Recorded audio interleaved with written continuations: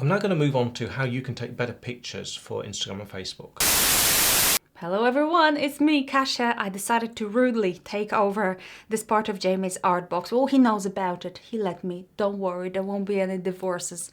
But I wanted to show you a way in which you can improve your pictures of your art journals. This is something I do a lot of, and I really love it.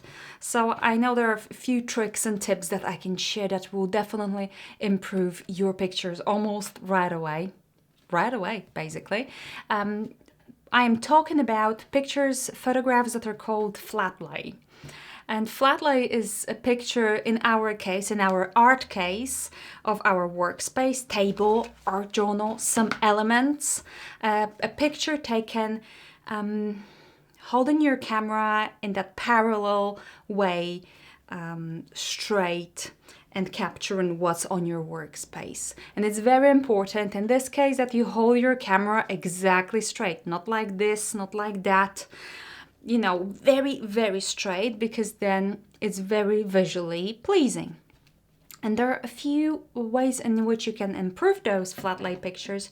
You all take flat lay pictures, even if you don't know that term to describe them, because you take pictures of your works. So there are a few ways, compositional ways, and some tips that I want to share to show you how to make them better and how to give your work the, exposure and the look that it deserves. Okay, so here there's some tape. We created a square, because usually for Instagram you take square pictures and it's easiest to explain, but you can apply those rules to pictures taken in a landscape or portrait mode and it's gonna work. You're gonna make some adjustments and balance, but you will be able to do it, I am sure. Okay, so this is your picture is inside that tape.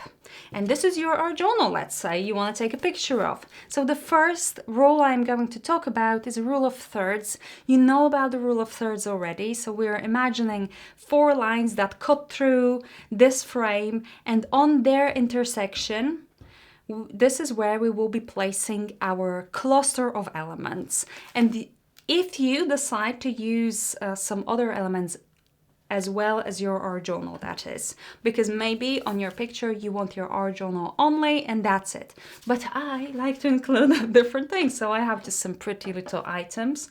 And in that case, when you take in a picture with a rule of thirds, you want your items to be proportionally smaller than your art journal. Remember, that art journal on that photograph is the focal point, it's the main star, that's what we want our viewers to look at.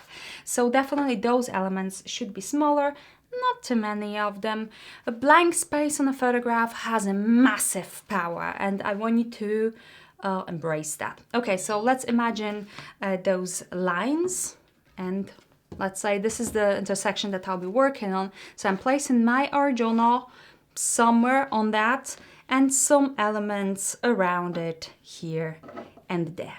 So I am not going to the other intersections, even though I'm close, because obviously that art journal is biggish for this frame, but I'm not touching the other intersections. I'm just trying to be here. But what's important in this case, and in most cases with pictures, with flat lays, pictures of your or journals and works, is that you give your elements some breathing space. Your elements and your journal especially, they definitely want to breathe. This means that you should have some space from the edge. So your journal is not like this.